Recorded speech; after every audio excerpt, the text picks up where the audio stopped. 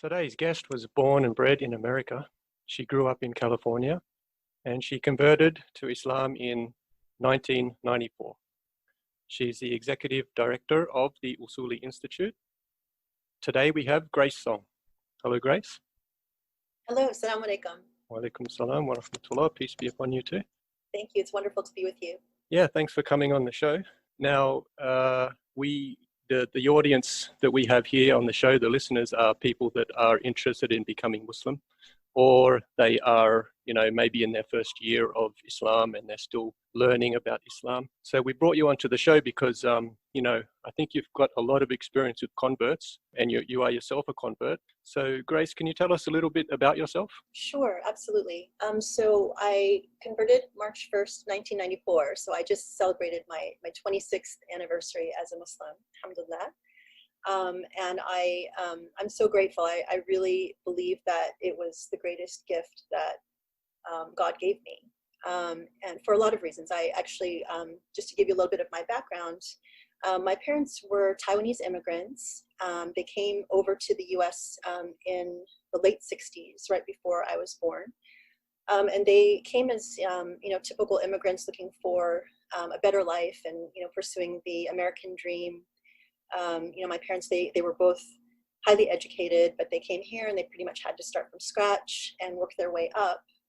And, they had the dream of, pretty much becoming, I guess like, white suburban, up and coming, people that settled into a very nice material life that, could afford a nice home and, make sure that their kids got a good education and go to college and all of that kind of thing.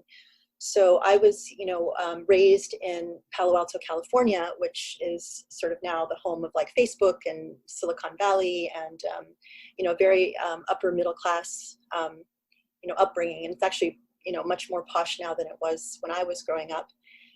But I was really, very much raised on the notion of trying to achieve kind of like the white, material life. So I was very much taught that, the more success you have, your success is sort of defined, based on how much, wealth you have, your degrees, your job, who you marry and that kind of thing. And, and to an extent, it was really, my parents, like my mom was sort of, anti-Chinese culture.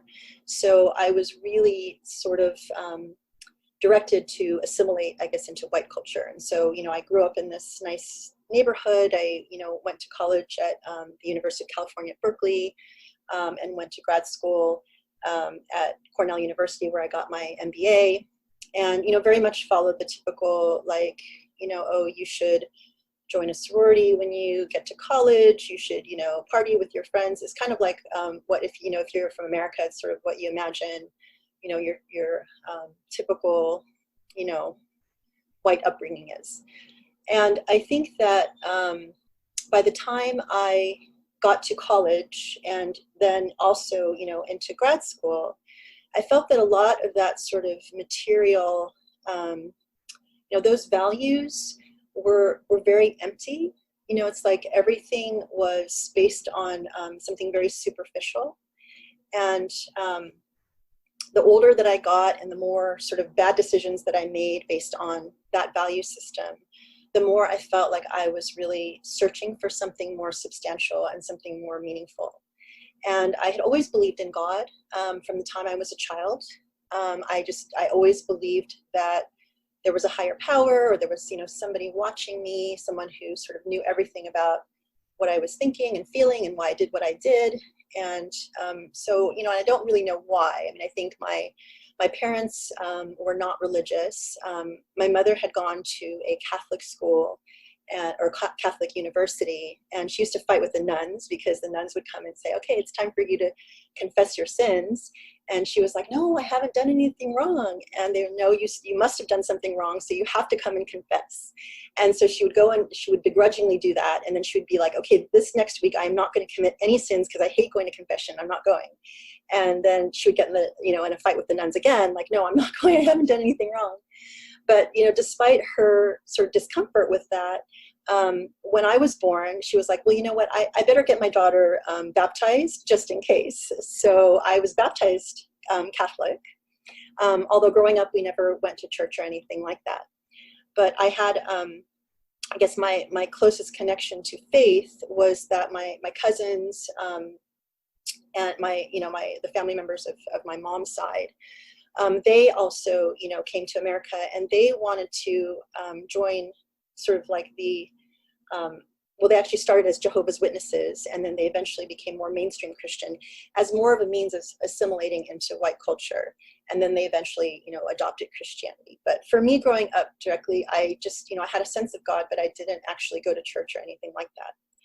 But I think by the time that I reached graduate school, and I found myself sort of all of a sudden surrounded by these incredibly smart and very accomplished people who, seemed like they had their acts completely together, and I felt like I was, sort of let in by mistake, and I was had imposter syndrome, when you feel like you're in some place and, someone has mistaken you for being much smarter than you actually are. At that point I was just, looking at, is this, I'm in business school and we're all here, and, our whole goal is just to kind of get the best job and figure out how to make the most money. And is this really what life is all about? And I felt like I had made so many bad decisions based on that premise that I was really unhappy, and I felt very empty and very alone. And at the same time, I had two classmates who were Muslim, and I really had I'd never met Muslims before. I didn't really know anything about Islam other than kind of a general fear about, Islam, this crazy religion, and this, those are the people that blow things up and, are happy to die to go to heaven. And this was actually pre 9/11. So, back then there was still a fear of Muslims, but it was definitely not as pronounced as it is today. But I met these two classmates, and they were extremely nice, and they seemed very normal. And I was like, okay, that's interesting. And one of them actually prayed 5 times a day. And, and this person to me was, very like kind, and actually, did something really nice with one of my classmates early on. I had a classmate who broke her leg, and this was in Ithaca, New York, where it was snowing. And he made a point to drive her to school every morning because of her broken leg. And I thought, oh, so you guys must be really good friends, huh? And he said, no, I just felt like I should do that because it's the right thing to do. And I was really blown away by that, and really also blown away by the idea of someone praying 5 times a day. Because I thought to myself, that is an incredible act of devotion. Like, what in the world would make someone pray 5 times a day? That to me was just, incredible. So I became very curious, and I, started thinking about how lost I was feeling. And I thought, well, you know what, maybe this is the time for me to see if, religion actually holds anything for me. Like, do I actually believe in some kind of organized religion? So, I sort of started out, I knew I believed in one God, so I was like, okay, so I think that means that I'm, either Jewish or Christian or Muslim. And I was pretty sure I wasn't Jewish because I wasn't born Jewish, and, I didn't get the sense that, I wasn't born a chosen person, and I didn't get the sense that the Jews were really excited about people converting into their faith. So then I thought, okay, and also I believe that, Christianity and Islam were religions. So, I felt that, I needed to also look into Christianity and Islam. And most of my family was Christian, but I had a huge problem with the idea of Trinity because it just didn't make fundamental sense to me. The whole idea of God, Father, Father, Son, Holy Ghost, and, 3 being one. And, I'm a very logical person, so that was something that just didn't sit right with me. And then I thought, okay, well, I guess that leaves Islam. So, I was curious enough to go to the library and check out a book. And it was, I think it was called The Religion of Islam by Maulana Muhammad Ali.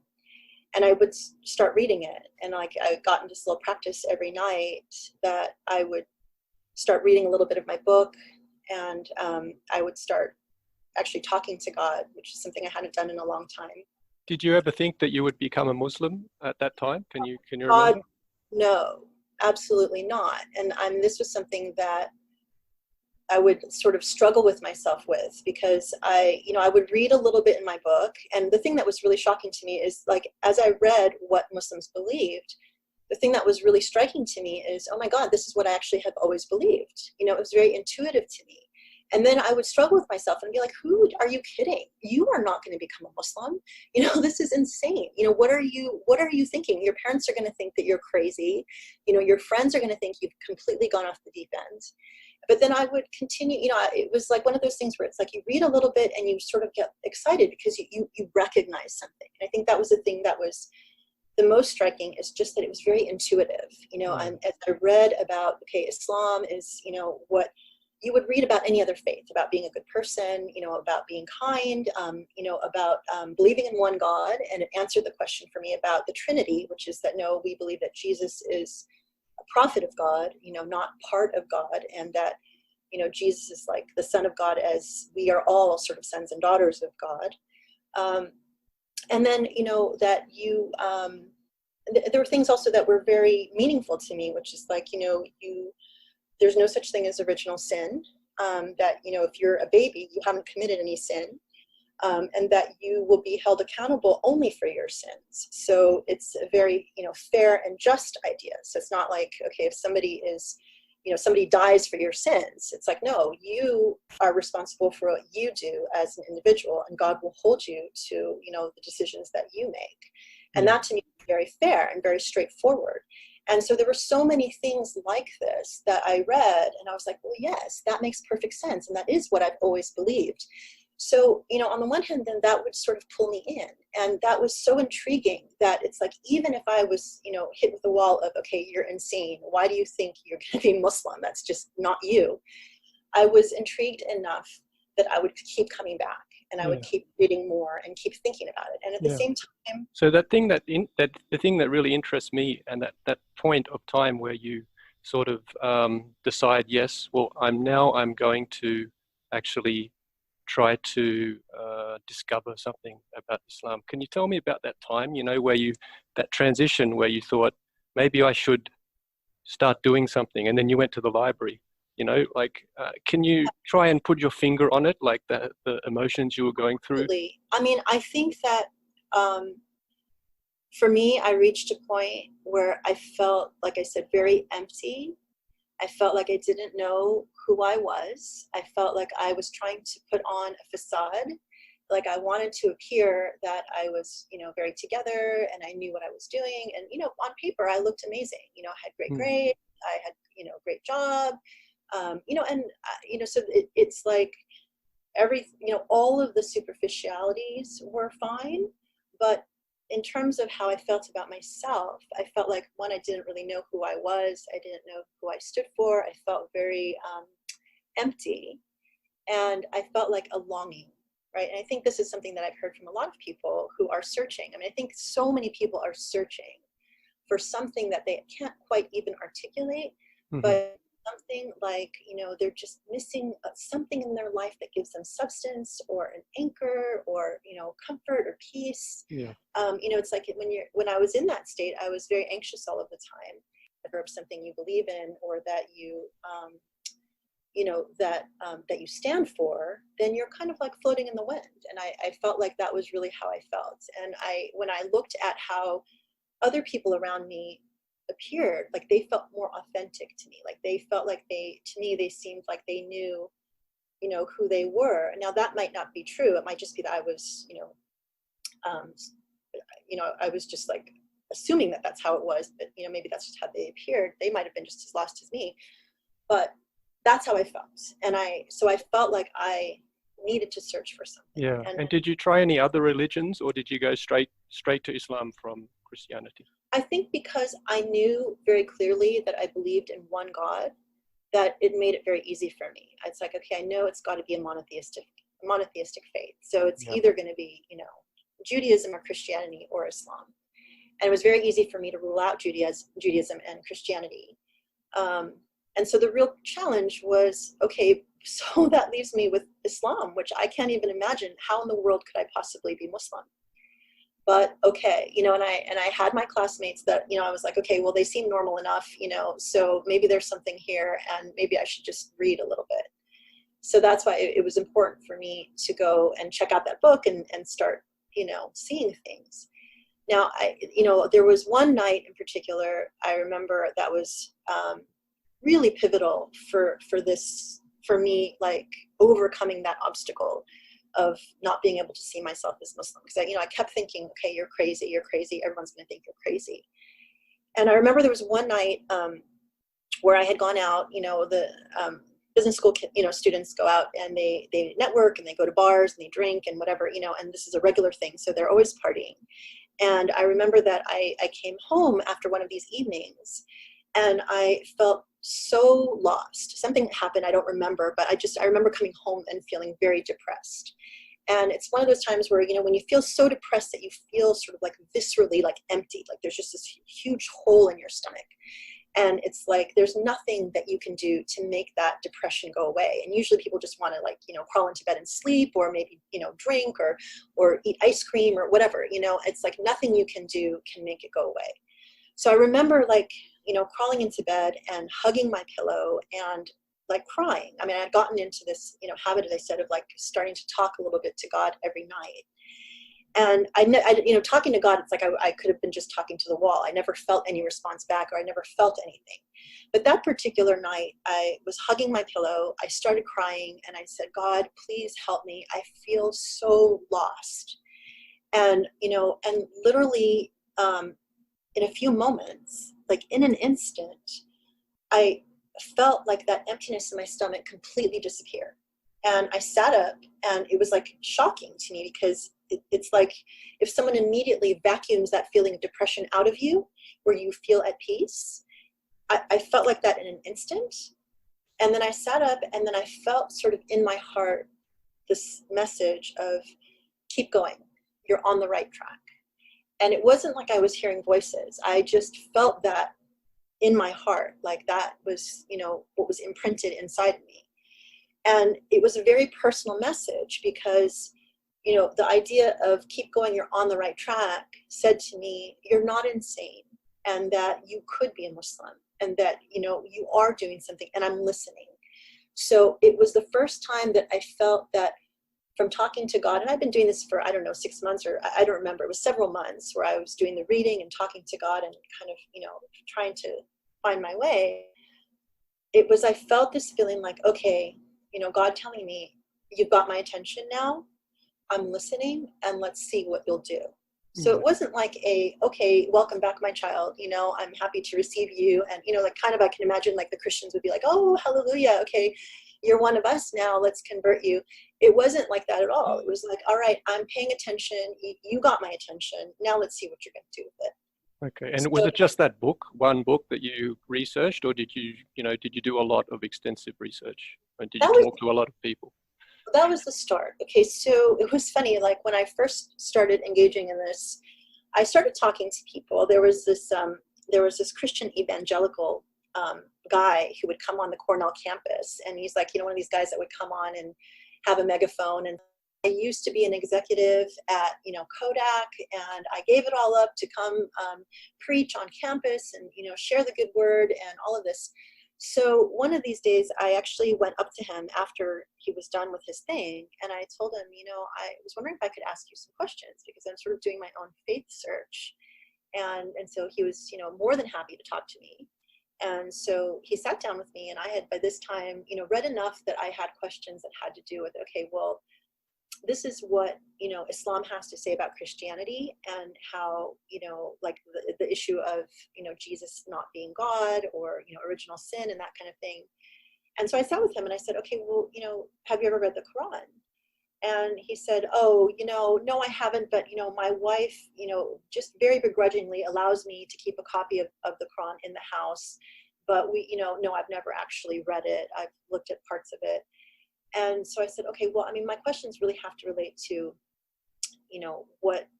how you can answer some of these things that the Quran raises. And with everything that I asked him was, that had to do with some of these key, questions like, Trinity and original sin and all of that stuff. he would just go back to Bible verses. And, it's kind of like, well, the revelation, if you believe that the Quran is a revelation that came after, the Bible, you can't really answer the issues that are raised in this, in the latest revelation by kind of going backwards. So that really didn't do very much for me. But, so I did, I did talk to him. I did talk to other people, who were interested in sort of a faith search. But, you very quickly realize that it's a very personal journey. And I think everyone has their own questions and their own, issues that need to be addressed. And I do believe that if you open your heart and start, conversing with God, that God does direct you to things that you need to see or people that you need to come, to. And so I think a lot of it is like, if you, like one thing that I would advise people is that if you are on a search, for God or faith or, something, that you open your heart and ask God to direct you, and you keep doing it. It's not something that, you might get an answer to right away or overnight. But I think that if you are genuinely searching, and, God will hear all of your prayers, and, God will determine, I think, the right time to direct you in the way that you need to be directed. And you kind of just, I think God will answer your prayer. Yeah. But you have to be patient. And at that time when you were first starting like that, reading the book, and were you still having any doubts, or was it more you were convinced? I had lots of doubts. It took me 2.5 years from the time I started this search to even arrive. It took me 2.5 years from the time that I started to the time that I actually converted. And honestly, it's like most of it was I don't think it took nearly as long for me to recognize. Like, I believed when I was reading. So you asked me, okay, did I just read that one book? Well, this book was nice because it was written by a scholar. It was fairly comprehensive. It talked about the theology. It talked about a lot of different things. So there was a lot. It was a very thick book, and there was a lot to it. And Can you remember what it was called? It was called The Religion of Islam, and the author is Maulana, Maulana, Muhammad Ali. Okay, I'll try and put that in the show notes. Maybe someone might be interested in reading it. Absolutely, I can send you a link to the right version. He's written a lot of different books, and he is also known as an Ahmadi. I didn't know at that time what that meant, but it doesn't matter. I mean, when you read it, it's a very it's very foundational, and there's nothing, we can get into sort of the detail whether, some people say, oh, Ahmadis are not true Muslims or whatever, but this book is, it's legit. So. Yeah, that's nice, because for my story myself as well, I went to the library and I looked up a book. I can't remember what it is now, and I read the book. So it's sort of similar. And I talked to other people. I was talking to another guy the other week called Saeed, and he came on the show, and he went to the library and he found a Quran. So there's just something about the library. So anyone out there, if you're getting pulled toward the library, it's probably a good thing. Yeah, okay. Absolutely. And, like for me, when I converted, I had never stepped foot in a mosque, and I, knew very few Muslims. I mean, like I said, now the two classmates that I had, now looking back, I mean, to me, from where I was at the time, they were like, they might as well have been saints, because, from where I was coming, I'm like, well, I'm not even religious, And now when I look back and I understand, okay, one of them, was practicing, pray 5 times a day, and fast. The other one didn't. And so, it's like now I have more of a nuanced understanding of where they were at the time. But, for me to get to the point where I was actually able to convert, it was really, what people call a book conversion. And it's amazing, because it's like, actually, I'm grateful I was able to arrive at the point where I was ready to convert, kind of just me and books and talking to God, and, and thinking, reflecting upon things in life. And I, sometimes I wonder if there are a lot of people who have different ways of coming in. Everyone has a different path, but I think that if I had come in through, going to the mosque, I might not have become Muslim, because there are a lot of, issues at the mosque that I think would have been a turnoff for me. Yeah. So this, like, it did, but I think that the vast majority of that 2.5 year period was overcoming the preconceived notions that I had about Muslims, because from everything that you hear, and like I said, it's much harder today, because back then things were not nearly as Islamophobic. But back then it was still like, okay, these are the crazy people. These are the people that oppress their women. These are the people who like to blow up buildings. They're the ones that like to be killed, taking a plane down because they think that they're going to be rewarded in heaven with, a bunch of virgins. So, already you have in your, even if you're just a passive listener to the news and you're not really even paying attention to Islam, there's enough to make you fearful. And there was enough for me that I had to spend at least, that, 2.5 years overcoming those stereotypes that had been drilled into me. And it really was only overcome through knowledge and, realizing that, okay, now, this is actually not what the theology calls for. That's not what Islam actually is. There are other political, considerations as to why, the world Muslims appear a particular way in the media and in the world, and so you kind of have to deconstruct a lot of that to get beyond it. And you have to invest the time. And I think that, if you're genuinely, interested in pursuing this path, and and you open your heart to God, I do believe that God will direct you to the things that you need to, to see and, and read and learn to overcome. And, like the Quran, for example, I bought a book that sort of took, I was a horrible history student. So, there are a lot of parts in the Quran that talk about, historical events. And I found a book that actually just translated sort of the moral messages and kind of left out all of the details of the historical context in which the Quran was revealed. So it was kind of like a translation of things about, God being about love and God being about, justice and fairness and just all of the moral principles. And those were the things that really appealed to me, because I think that at that time, what I was searching for was substantive meaning when it came to things like values, and how to live your life and how to be a good person and what does it mean to be a just person, and the other thing that was very striking, actually, I grew up also with, I think in America, because it's largely a Christian country, you grow up with the notion of religion and God being all about, God is love, you can do anything you want. And as long as you come to Jesus and you accept Jesus, you're fine, which is kind of like a free pass to do anything you want, good or bad. And God will just ultimately, forgive you and, and accept you. And you can be a serial killer. And as long as you accept Jesus, you're fine, you're good, And the thing that was very striking to me too, is as I was learning, God is angry at those, God all of a sudden had more personality. God could be sort of a figure of, where there was consequence and there was accountability. And so it was a little bit of a transition to be like, oh, God can be also not just all accepting for, whatever sin you want to commit, but that you need to have some, concern about your accountability. And, so it was an adjustment, and to say that is part of actually why I think that this message felt right to me, because it felt more fair, that you cannot just hold a saint and a serial killer in the same light, that there is a difference between, because the Quran talks a lot about there's a difference between people who are good and who are the opposite of good, and that you have to reflect on this difference. And those who are, using their intellect will understand that there are, distinctions between types of people and the things that they do. And do you think the original Christianity had the same message? Well, okay, I think original Christianity is sort of it's not a sufficiently nuanced thing, because there's a lot of different kinds of Christianity, and I think that there isn't one agreement as to what type of Christianity, because, there are different people. I mean, it's like if you,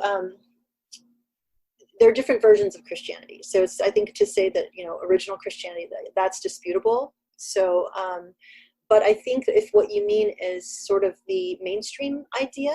No, I meant Christianity at the time of Prophet Jesus, peace be upon him.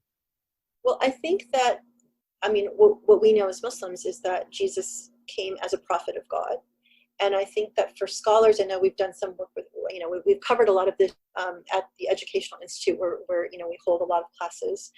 is that, scholars that go through the text of the Bible can do very detailed analyses of, like things that Jesus was said to have said. And there are so many reports of him saying, the Father sent me, I came, the things that he says clearly makes it appear that he is a prophet of God and he's not God himself. And, that a lot of the translations that have been done over the years too have, pointed to the fact that, people were very loose in some of these translations. And so they made it appear like Jesus is saying, I am God. But no, so to answer your question, I think that at the time of the prophet Jesus, that he was sent as a prophet. And, it's the same message that has come really through all of the prophets. So that's the other thing that I think maybe people... And this common sort of idea that, all you have to do is believe in Jesus and everything will be fine, you'll be saved. That was not something that they would have done at the time or believed at the time? No, I think that, most of the writings most of the Gospels of the Bible were written long after Jesus had died. And, I'm not a scholar of Christianity, so I can only, repeat like what I've learned from my own reading and also from learning, what we've been learning from, our institute, which I'll talk about more separately. But let me just say that I believe that the text, okay, well, I don't want to answer this question like a scholar because I'm not a scholar, but it's clear to me that Islam, we understand that we don't just believe that the Prophet Muhammad was our only prophet, but we believe that the message that Prophet Muhammad brought is a continuation, and it's the same message that all of the prophets brought from the time of, Abraham, and even before Abraham, from the time of Adam, all the way down. And so this is something that's actually important for people who are just starting to be interested in Islam or, want to understand, well, what's the connection of Islam to, like Judaism and Christianity and all of that. And we actually believe that in the same God as the Jews and the Christians. And we believe in all of the same prophets. And that, we do believe that the messages that were sent to these prophets were changed over time. And that, Islam came as the last message to correct the errors that had made in the past and to, leave us with sort of the final revelation. So there's a lot of, we can get into the technical details of that, but I think the thing that's sort of the beautiful thing to understand is that, all of us are connected to the same God, and it really has been the same fundamental message throughout, time. And so I think that, Islam definitely came very clearly to correct the idea that, there is no Trinity, that Jesus is not, a part of God, like a third of God or something like that, but that Jesus was very clearly a prophet of God, and that the message that he brought was very much like, believe in God. So anyway, I think, back to my point about, my first year as, when I look back on the early days of like when I was really interested in, in becoming Muslim. Really what was driving me was I want to understand, like, what is the meaning of life? What is my purpose? Why am I here? And what's going to happen to me after I die? And it's kind of all these big questions that I think that, everyone at some point in their life, eventually, hopefully, will come to. I think if you're sort of a thinking, reflecting, person and, want and trying to determine, like your place, I think that, people come to that. And a lot of times it happens, through crisis, when something happens in your life that causes, pain or loss, someone close to you dies, or, you've gone through some kind of trauma. I think, those are some opportunities where you kind of look on your life and you say, okay, is this all there is? Isn't there more? Isn't there something that, I'm supposed to figure out or do while I'm here? And those are the moments that I think are an opportunity to think about, God or religion or start searching. And that's what it was for me. I just felt like life had reached a point where I didn't know the meaning of life, and I wanted to find out what that was for me. And so when I started on this path, looking back, I felt like when I truly opened my heart, and asked God to, please help me because I felt so lost, I felt like God answered those prayers. And Yeah. it took time, and it was not something fast. It was definitely, Yeah. Yeah. You said it took 2.5 years. So yeah. can you tell us about, that time when you finally decided that Islam was right for you? How can you tell us more about how you were feeling at the time and your emotions and how it Sure. was?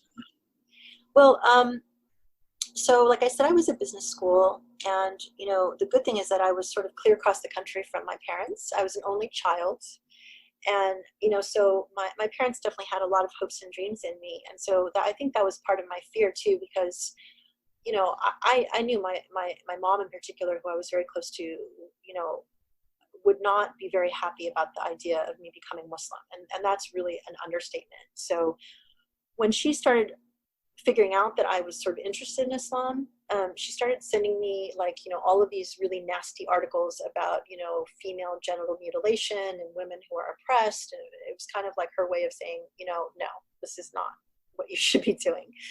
But thank God I was, so I was in New York and she was in California. And so I was free to kind of study and do what I wanted to do. And so it was slow going. I mean, it's like you kind of, there are things that you feel uncomfortable about, and then you do a little bit more research, you do a little bit more thinking about things. And I remember, like I was very curious to know what it felt like to pray, because you see these images of people putting their heads on the floor, and bowing down. So I remember there was one day when I, wanted to try that in my apartment. So I did that, and felt very strange. But at the same time, it felt, sort of exciting and interesting. So it's kind of like, slow going. It's like climbing a mountain. You take a few steps up and you stop and you rest and you keep going. I think that it didn't take long for me to recognize that what I was reading about Islam was genuinely beautiful and genuinely like divine. It felt divine to me. But then I would be like, okay, yeah, but what about all this other stuff that I know about Muslims? What's the catch? This sounds so good, but okay, there must be something else to this. And I think that 2.5 years in, I was just kind of like cruising along, thinking like, okay, I believe that Islam is right. I believe it's the truth. I believe that it is from God. But I'm fine just, I mean, there was nothing that kind of was pushing me to convert, because it was just like, okay, I believe it. And so the funny thing is, so then by this time I had graduated from business school. I had moved to Princeton, New Jersey. I was working, as I said, and I decided that I wanted to take an adult school class in Islam. And I already knew a lot about Islam, but it was really just to meet other people. And so I was working like really long days. So I was, working like, 15-hour, 16-hour days. And then I would go to this class once a week. So the first night that I went to this adult school class, I met up with my teacher, and I told him, I'm really interested in Islam. I've been studying about it for a couple of years. And I was just wondering, I'm new to the area. And I was just wondering if you knew of, Muslims that I could meet, or, if there's a community. And so the teacher at the time was sort of, he was this very nice, I think elderly Arab man. And he was really shocked to see this, Asian woman that came up and said, I'm interested in Islam. So he said, okay, well, next week I'm going to invite, a friend to come meet you. And so sure enough, by the next week when I came, he brought his friend. He said, oh, this young man, he likes to speak with people who are interested in Islam. And so he met me after class and said, so I understand you're interested. Can I ask you a few questions? So I said, sure. So he said, well, do you believe in one God? And I said, yes, I do. And he said, do you believe in, do you believe that in the angels and all of the books of God and, the prophets of God? And I said, yes, I do. And he said, and do you believe, and you asked me a number of other questions. Then he said, and do you believe that the Prophet Muhammad was the last prophet of God? And I said, yeah, actually, I do. And he said, well, congratulations, you're a Muslim. And it's Ramadan. The month of Ramadan is the month of fasting. So tomorrow you should start fasting. And, and that was it. That was my conversion to Islam. I had gone, I was not intending to convert. I was not, like, I had no, I hadn't thought really much about it.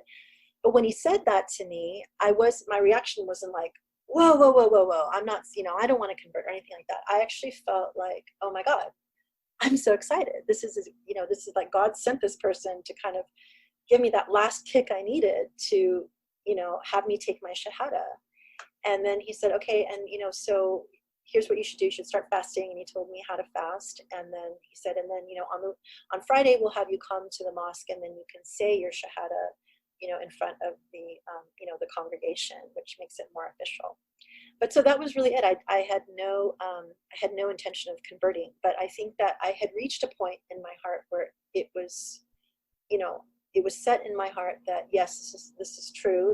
I believe in Islam. And I think, God knew that. And so circumstances where God sent me to kind of help me take that last step. Yeah. And had you been going to the mosque much before that, like attending classes and interacting with Muslims? Not really. No, I really don't think that I did. I think I might have gone once to go to the bookstore and maybe buy a book or something like that. But no, before I converted, I had never, no, actually, no, I'd never stepped foot in a mosque before. So I think it was like right after that I went for the first time. Right.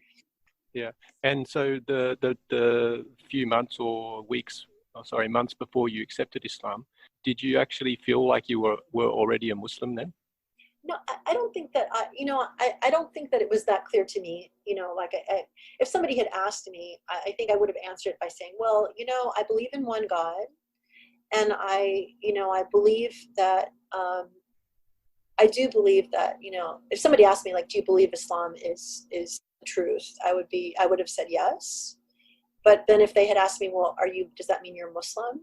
Then I don't think I would have said yes. I think I would have just said, well, I don't know. I mean, I haven't converted or anything like that, but I do believe that it is the truth. I think that's where I was. Yeah, so you mentioned that you were talking about Islam being the truth. How long did it actually take you to come to that conclusion after you started reading this book? I think it probably took somewhere between 6 months to a year. I mean, I knew a lot as I was reading and learning more. I recognized the truth. And like I said, I was just sort of resisting it and also not sure about it because of my preconceived notions about Islam. My fears about, okay, what's the catch? This sounds so good, but there's something that I'm missing here, because if this is really what Islam is, then why are so many people saying such bad things about Islam? Why is it appearing to be so scary? And I had to answer that. I had to figure that out. And I think that it probably took me at least, a year to get to that point.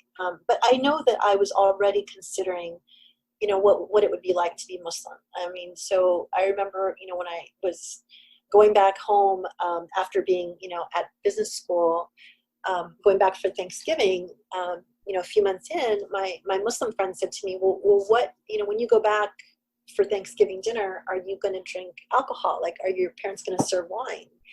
And I said, yeah, I think so, and so he was like, well, what would happen if you told them that you didn't want to drink wine? And I was like, well, I don't know, and sort of like planted a seed, and it kind of stuck with me. So I actually, when I went back for Thanksgiving, I didn't drink wine. And from that point on, actually never had alcohol again. And that was that was very early in the stage of my starting to even think about, Islam. So, so it definitely like comes in bits and pieces over time. Yeah, so unfortunately we had some internet problems there. We lost Grace. So we'll have to finish it up here. If anyone's interested in getting in contact with Grace Song, I'll put some links into the show notes. You can contact her there through her institute. And we hope you had a good episode. And until we meet again, bye. May the peace and blessings of God be upon you.